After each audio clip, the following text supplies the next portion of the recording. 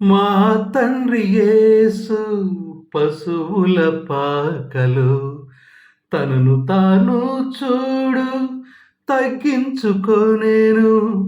మా తండ్రి యేసు పశువుల పాకలో.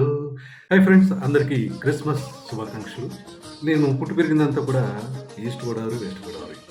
ఈస్ట్ వెస్ట్ గోదావరిలో గుడి పక్కన మసీదు, మసీదు పక్కన చర్చ్. ప్రతి వీధిలోనూ ఇలా కొలాబరేటెడ్గా మతాలన్నీ కూడా కలిసిమెలిసి ఉండడం అనేది సహజంగా ఉంటుంది. పొద్దున్నే లేవగానే అటు రామాలయం నుంచి, ఇటు మసీదు నుంచి, ఇటు చర్చ్ నుంచి కూడా కొన్ని మధురమైన గీతాలు చెవిలో పడేవి. అలా నాకు స్వతహాగా నేను క్రైస్తవుణ్ణి కాకపోయినా అలా నాకు అలవడిన పాటలు బాల్యం నుంచి నాకు బాగా అలవడిన పాటలు, ముఖ్యంగా బాలు గారు పాడినటువంటి క్రైస్తవ గీతాలంటే నాకు పిచ్చ ప్రేమ.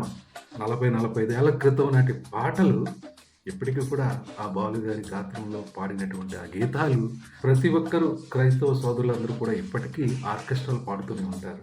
అలా నాకు చిన్నప్పుడు బాగా మదిలో, మనసులో నిక్షిప్తమై నాతో పాటు నడుస్తూ వస్తున్న గీతాల్లో ఇప్పుడు నేను పాడబోయే ఒక గీతం. మా తండ్రి యేసు పశువుల పాకలో తనను తాను చూడు తగ్గించుకొనెను. మా తండ్రి యేసు పశువుల పాకలో తనను తాను చూడు తగ్గించుకొనెను. కుమారుడు క్రీస్తు ఒలివల తోటలు, కుమారుడు క్రీస్తు ఒలివల తోటలు, మోకాళ్ళ కన్నీళ్ళ ప్రార్థించు చూడు. మా ఇంటి పేరు పశువుల పాక, పక్కింటి పేరు ఒలీవల తోట.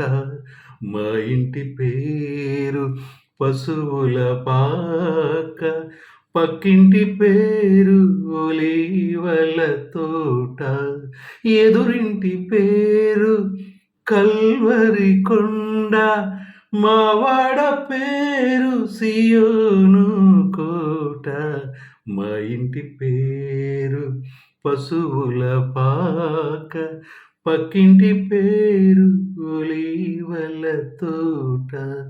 పక్కింటి పేరు ఒలీవల తోట.